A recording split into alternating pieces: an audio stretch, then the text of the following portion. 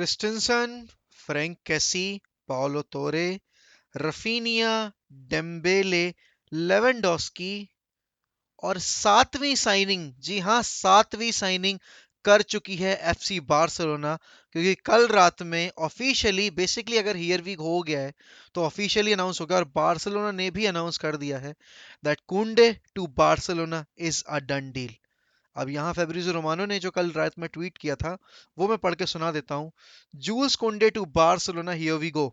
Verbal agreement now in place with Sevilla after the long saga and further negotiations today, waiting to get it signed soon.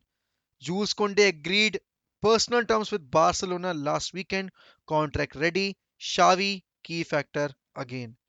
तो भाई आप साफ साफ देख सकते हो कि यहाँ पर इस पॉइंट ऑफ टाइम पे बार्सिलोना ने 7 साइनिंग एक ही सीजन में इकट्ठी करके ला दी हैं शावी की झोली के अंदर डाल दी हैं बेसिकली। अब यहाँ पर शावी के ऊपर कितना प्रेशर रहेगा भाई, अब डिमांड क्योंकि बार्सिलोना का फैन बेस करेगा और फैन बेस से ज्यादा ये बोर्ड करेगा जिसने शावी को इतना आगे बढ़कर हेल्प किया है बेसिकली टीम खड़ी करने में।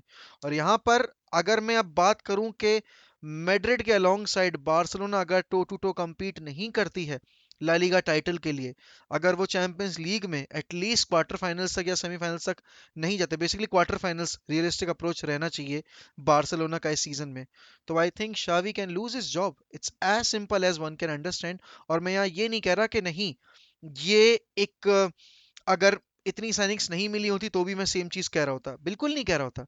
लेकिन जितनी बैकिंग लपोर्ता ने दी है विंटर विंडो में, जितनी बैकिंग लपोर्ता ने इस समर विंडो में दी है शावी को, I think it's high time कि बारसा का फैन बेस भी ये चीज रियलाइज कर ले कि लपोर्ता लंबे टाइम तक वेट करने को तैयार नहीं है इस ट्रांजिशन फेज के लिए।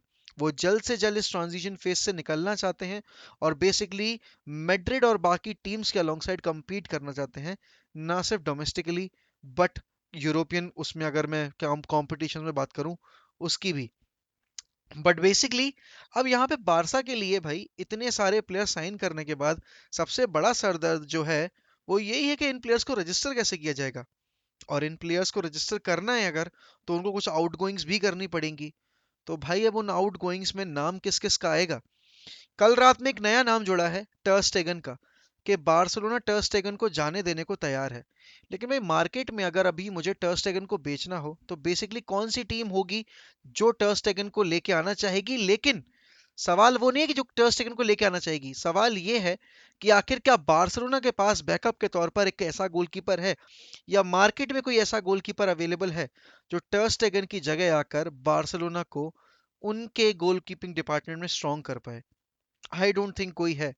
केलर नवास का अगर कोई नाम लेगा तो I don't think Keylor Navas would be willing to join Barcelona after playing for Real Madrid. He might but I am not considering that option. और बेसिकली केलर नवास के वेजेस भी कुछ कम नहीं है, जितने टर्स्टेगन के उतने ही वेजेस पे वो भी आना चाहेंगे। तो यहाँ पर अब एक नाम जो बार बार बार बार बार बार रिपीटेडली हम सुनते आ रहे हैं वो एक ही नाम है और वो है फ्रेंकी डियोंग का। अब फ्रेंकी डियोंग के केस में कुछ रिपोर्ट स्पेनिश ये कह रही हैं कि भाई वो वेज कट लेने को तैयार है, वो 40% वेज कट लेने को तैयार है। कुछ रिपोर्ट्स कह रही हैं कॉन्ट्ररी जो हैं और स्पेनिश आउटलेट्स की हैं कि नहीं फ्रेंकी डियोंग नहीं लेना चाह रहे हैं वेज कट। फ्रेंकी डियोंग अपना जो बोनस है बेसिकली उसको भी नहीं छोड़ना चाह रहे हैं और जो उनके डिफर्ड वेजेस है 17 मिलियन के, वो उनको भी नहीं छोड़ना चाह रहे हैं। फेब्रिजो रोमानो का भी सेम ट्वीट है कि मतलब बेसिकली स्टेटमेंट है, ट्वीट क्या बोलूं मैं, कि फेब्रिजो रोमानो ने भी यही कहा है that Frenkie de Jong is not willing to take any sort of wage cut. जो उनका डिसीजन पहले था वो ही अभी भी है।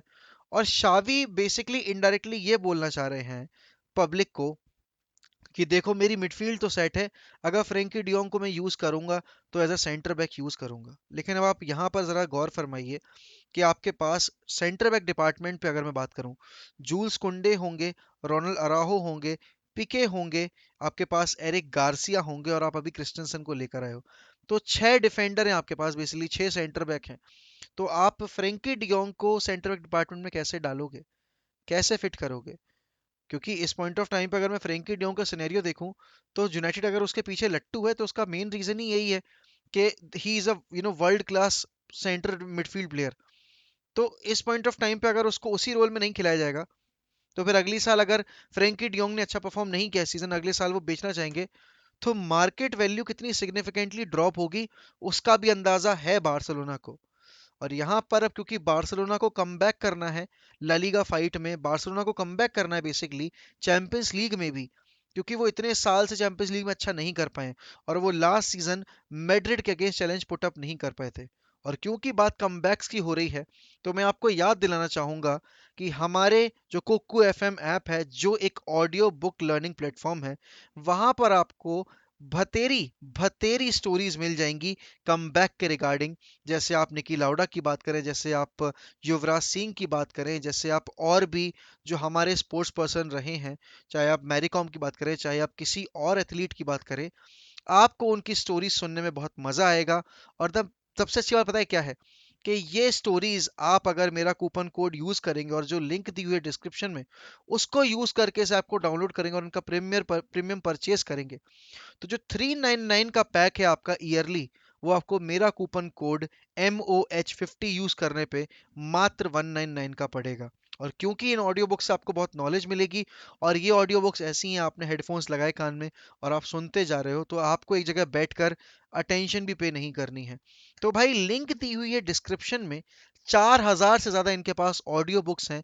आप सिर्फ इन्हीं ऑडियो बुक्स को एंजॉय नहीं, आप इनके अलावा 4000 और अलग ऑडियो बुक्स को भी इंजॉय कर सकते हैं।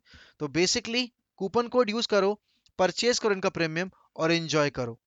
और क्योंकि भाई यहाँ पर अभी अभी जो लेटेस्ट रिपोर्ट आई थी जेवियर तेबास की, जो कि ला लीगा प्रेसिडेंट हैं, उनका कहना ये है कि फ्रेंकी डियोन के केस में उन्होंने ये चीज बोली है, the La Liga president Javier Tebas on Barca asking Frenkie de Jong to reduce his salary, the players can not be split from team और pressurize, it's what collective agreement, the law, reason, ethics mark. From there, Barcelona knows the rules and the responsibilities. तो basically साफ साफ कहा जा रहा है कि Barcelona Frenkie de Jong पे प्रेशर नहीं डाल सकती वेज कट लेने का। बार्सिलोना फ्रेंकी डियोंग के ऊपर ये नहीं डिसीजन थोप सकती कि उनको क्लब की भलाई के चक्कर में अपना पैसा छोड़ना है। और बेसिकली बारसा करना ही ये चाह रही है। बारसा का फैन बेस भी इस पॉइंट ऑफ टाइम पे यही उम्मीद लगाए बैठा है कि फ्रेंकी डियोंग अगर वेज कट ले लेंगे, तो उनके इतने सारे जो प्लेयर्स हैं वो रजिस्टर हो जाएंगे। लेकिन फ्रेंकी डियोंग के वेज कट लेने से क्या फ्रेंकी डियोंग का करियर संवर जाएगा? और बेसिकली अगर मैं अब बात करूं फ्रेंकी डियोंग के केस में भी, तो यूनाइटेड के अलावा भी और भी टीम्स आ सकती हैं। अब जैसे बर्नार्डो सिल्वा के पीछे बार्सिलोना इतनी लट्टू है, तो अगर बार्सिलोना बर्नार्डो सिल्वा के पीछे जाएगी, तो उस पॉइंट ऑफ टाइम पर वो फ्रेंकी डियोंग को as a trade player use कर सकते हैं। और फ्रेंकी डियोंग को देकर अगर वो कुछ अमाउंट और पे करेंगे, तो हो सकता है वो बर्नार्डो सिल्वा को लेकर आ पाए।